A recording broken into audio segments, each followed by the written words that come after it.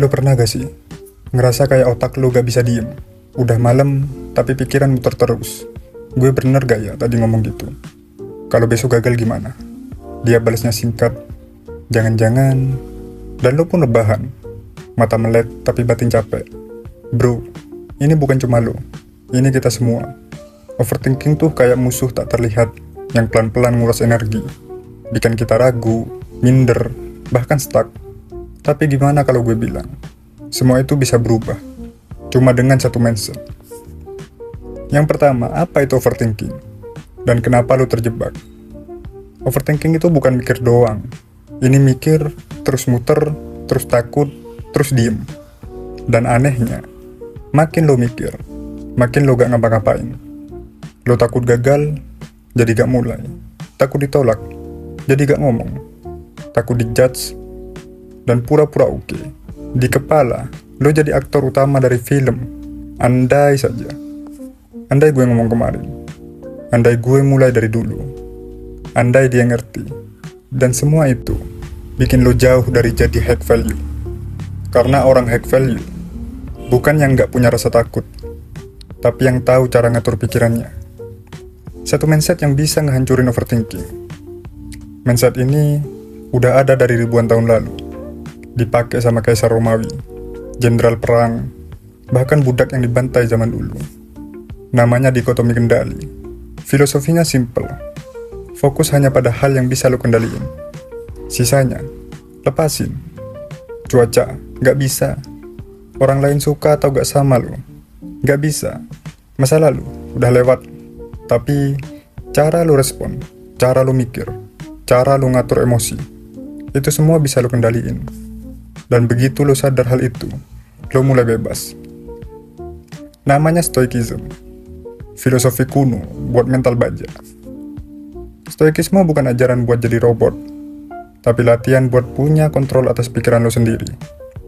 Marcus Aurelius, seorang kaisar Romawi, tiap malam nulis jurnal buat melatih dirinya sendiri. Dia bilang, "You have power over your mind, not outside even.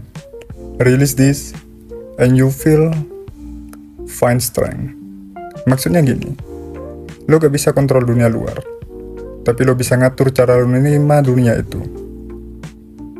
Misal, dia ninggalin lo bisa overthinking, apa gue gak cukup? Atau lo bisa stop, tarik nafas, dan sadar, gue gak bisa kontrol dia, tapi gue bisa kontrol respon gue. Gue milih buat move on, bukan terpuruk. Gimana cara latih mindset ini? Pertama, tiap kali pikiran lo mulai overthinking, langsung tanya, ini hal yang bisa gue kontrol gak? Kalau enggak, buang, fokus ke respon lo. Kedua, tulis jurnal tiap malam. Cuma 3 hal.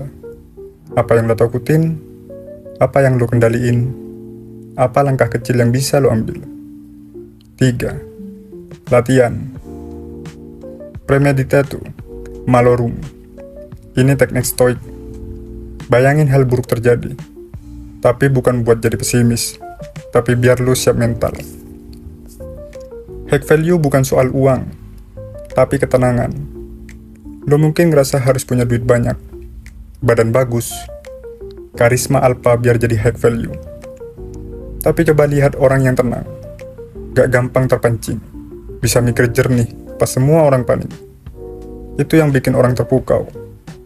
Karena inner peace itu seksi, dan mindset stoic ini ngebentuk itu.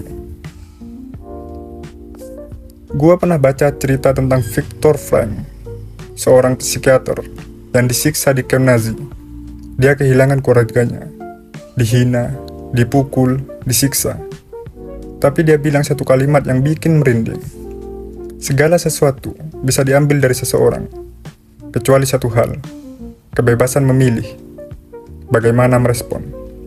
Gila, di tengah penderitaan, dia masih bisa milih mau jadi korban atau jadi kuat. Dan itulah mindset stoik. Respon lo adalah kendali lo. Jadi bro, mulai hari ini, kalau pikiran lo muter-muter, kalau rasa takut mulai datang, kalau lo overthinking lagi, tarik nafas, tanya, Ini bisa gua kendaliin nggak? Kalau enggak, lepaskan. Kalau iya, lakuin pelan-pelan. Karena jadi pribadi high value, itu bukan soal pengakuan orang lain, tapi soal lo bisa tetap tenang di tengah badai. Dan semua itu dimulai dari satu mindset. Lo punya kuasa atas pikiran lo sendiri. Coba deh latihan mindset stoik ini selama 3 hari ke depan. Tulis apa yang lo pikirin dan pisahin mana yang lo kendaliin. Terus share di kolom komentar. Apa yang paling susah buat lo lepasin. Jangan lupa like, subscribe, dan share video ini ke teman lo yang suka overthinking juga. Karena bisa jadi, satu video ini jadi titik balik hidup dia juga.